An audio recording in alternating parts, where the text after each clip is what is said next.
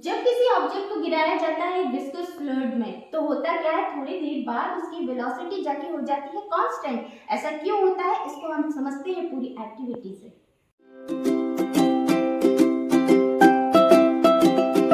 जब किसी viscous fluid में किसी बॉडी को ड्रॉप किया जाता है, जैसे कि मेरे पास है ये आयरन बॉल्स, जब मैं इन आयरन बॉल्स को इस विस्कस फ्लूइड में ड्रॉप करूंगी तो होगा क्या, ये जो आयरन बॉल्स हैं इनका खुद का भी वेट है। इस वेट की वजह से ये आयरन बॉल्स भी इस फ्लूइड पर एक वेट लगा। इसका मतलब है कि ये आयरन बॉल्स हैं, इनमें भी वेट है, मतलब यहाँ भी कहीं फोर्स काम कर रहा है। और एक फोर्स और काम कर रहा है, वो कौन सा कर रहा है, ये बच्चों मैंने जो ग्लिसरीन इस ट्यूब में फिल किया है, इस ग्लिसरीन की भी क्या टेंडेंसी होती है कि ये भी एक तरह का विस्कस फोर्स लगाता है। इसकी लेयर्स के बीच में एक विस्कस फोर्स लगता है। अब एक फोर्स और होता है, वो फोर्स कौन सा होता है, अपथ्रस्ट फोर्स होता है, जो कोई भी लिक्विड किसी बॉडी के ऊपर लगाता है। तो इस तरह से इस लिक्विड के पास दो फोर्स हैं। एक फोर्स कौन सा है, विस्कस फोर्स, और एक फोर्स कौन सा है, अपथ्रस्ट फोर्स, जो इस ग्लिसरीन के पास है। और इस बॉल के पास क्या है, इसके पास अपना वेट का फोर्स है। तो जब विस्कस फोर्स और अपथ्रस्ट फोर्स का सम इस बॉडी के वेट के फोर्स के बराबर हो जाता है तो बच्चों क्या होता है उस कंडीशन में, जब इस बॉडी को फिर मैं जब इसमें ड्रॉप करती हूँ तो थोड़ी देर बाद बॉडी एक कांस्टेंट वेलोसिटी से ट्रैवल करने लगती है, और इसी को हम कहते हैं टर्मिनल वेलोसिटी। तो आज का हमारा टॉपिक है टर्मिनल वेलोसिटी, जिसका हम करने वाले हैं यहाँ एक्सपेरिमेंट, और देखने वाले हैं कि रिजल्ट में क्या आता है, टर्मिनल वेलोसिटी कितनी निकलती है। तो चलिए फटाफट करते हैं हम ये एक्टिविटी। तो बच्चों प्रैक्टिकल का एम है to determine the coefficient of viscosity of a given viscous liquid by measuring the terminal velocity of a given spherical body. बच्चों एक्टिविटी परफॉर्म करने के लिए देखिए, ये ली है मैंने एक ट्यूब जिसमें फिल है ग्लिसरीन। यहाँ पे लगा हुआ है स्केल, देखिए 0 से लेके इसमें यहाँ पे स्केल की रीडिंग लिखी हुई है। और ये है मेरे पास एक स्टॉप क्लॉक। जब मैं क्या करूंगी, इन आयरन बॉल्स को ग्लिसरीन में डालूंगी, तो इस आयरन बॉल को लेती हूँ और इसको मैं इसमें यहाँ से फॉल करूंगी, और मैं यहाँ पे स्टॉप क्लॉक कब ऑन करूंगी बच्चों, 30 सेंटीमीटर पे, और बंद कब करूंगी, 90 सेंटीमीटर पे। 30 से लेके 90 तक मीन्स की 60 सेंटीमीटर का जो डिस्टेंस है वो इस आयरन बॉल को ट्रैवल करना है, और उसको टाइम कितना लगना है ये हम देखते हैं। तो अब हम लोग स्टार्ट करने वाले हैं। आप देखिएगा, इस आयरन बॉल को मैं फॉल करती हूँ, 30 पे मैं स्टॉप क्लॉक को ऑन करूंगी।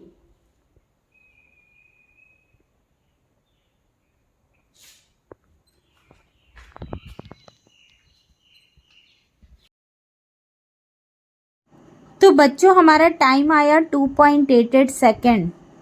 अब बच्चों हम इसकी एक और रीडिंग लेते हैं। इसके लिए मैं वही की वही प्रोसेस फिर से करने वाली हूँ। ये लिए आयरन बॉल, इसको मैं इसमें ड्रॉप करूंगी और स्टॉप क्लॉक को ऑन करूंगी 30 पे, और 90 पे जाके मैं इसे बंद करूंगी।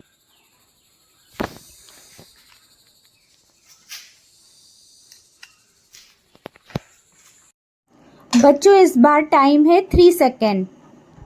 बच्चों एक रीडिंग हम और लेंगे, ठीक है, उसके लिए भी हमें वही प्रोसेस करनी है। यहाँ से आयरन बॉल को लेना है, यहाँ पे मैं इसे ड्रॉप करूंगी और स्टॉप क्लॉक को 30 पे ऑन करूंगी।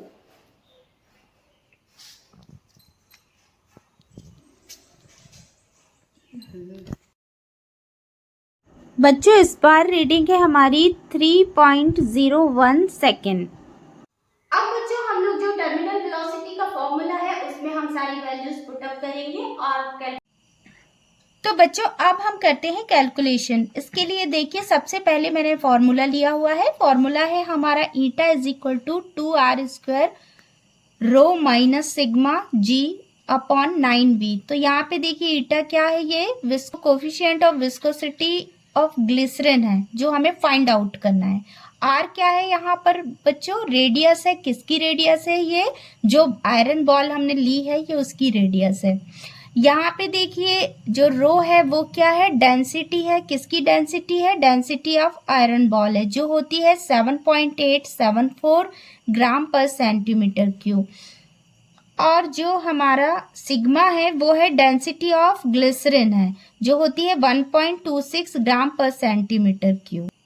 और बच्चों जो v है हमारा वो है टर्मिनल वेलोसिटी, जो वेलोसिटी जैसा इसका फॉर्मूला होता है s/t करके। तो अब हम यहाँ पे देखेंगे कि इन सब वैल्यूज को किस तरह से हम इस फॉर्मूले में रखना है हमें। तो देखिए मैंने अभी बताया रो की वैल्यू है मेरे पास, सिग्मा की वैल्यू है मेरे पास। अब mean radius of spherical ball जो चाहिए है वो r is equal to 0.25 centimetre, ये मैंने निकाल के रखी हुई। इससे हमने वीडियो बनाया था जिस वीडियो में हमने डायमीटर और रेडियस निकालना सीखा था, स्फेरिकल बॉडी का डायमीटर और रेडियस निकालना सीखा था with the help of screw gauge.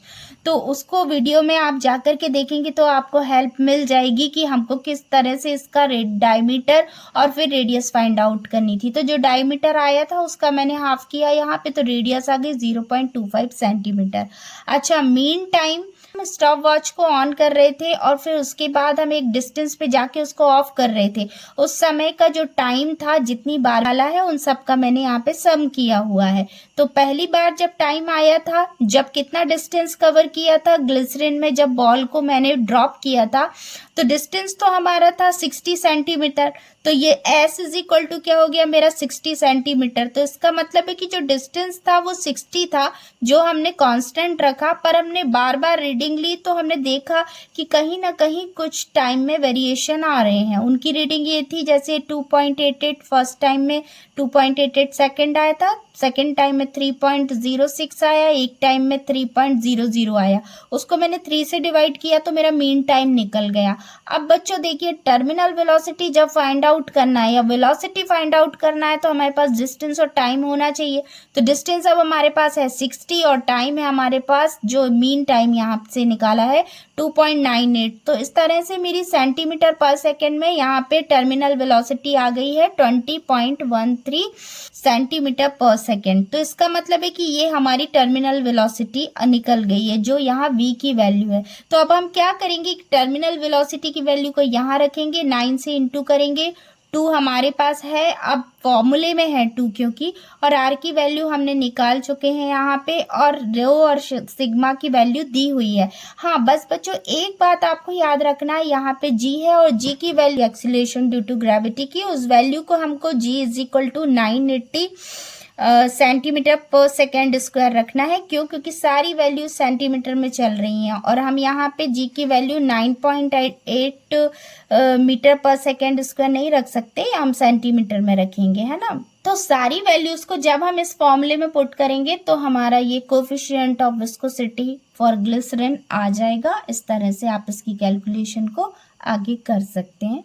So thank you for watching, hopefully आपको चीज़ें समझ आई होंगी।